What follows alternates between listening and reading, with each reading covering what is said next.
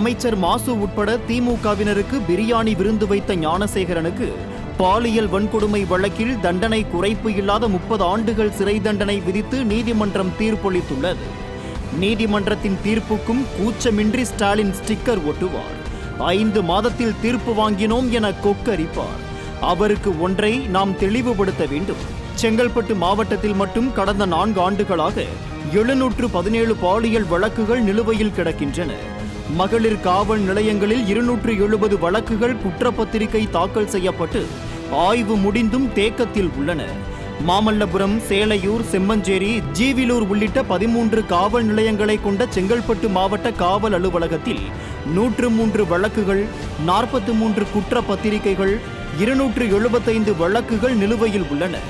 தாம்பரம் காவல் நிலையத்தில் 64 வழக்குகள், 43 குற்றப்பத்திரிகைகள், 275 வழக்குகள் தேங்கி உள்ளன.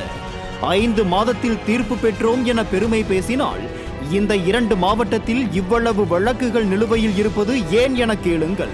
இன்னும் தமிழகம் முழுவதும் எத்தனை வழக்குகள் நிலுவையில் இருக்கிறது என கேளுங்கள். ஏன் நிலுவையில் இருக்கிறது என கேளுங்கள். இது அவரது ஆட்சியின் சாதனையா என கேளுங்கள். இதுதான் அப்பா ஆட்சியின் லட்சணம் என்பதை உரக்கச் சொல்லுங்கள். பிரியாணி விருந்து வைத்தவனை களி சாப்பிட வைத்தது மக்களின் எழுச்சியும் அதிமுகவின் போராட்டத்தாலும் தானே தவிர ஸ்டாலின் இதில் பெருமைப்பட ஒன்றுமே இல்லை. யார் அந்த சார் என்கிற கேள்விக்கு பதில் சொல்ல முடியாதது குறித்து வெட்கப்படவே நிறைய உள்ளது.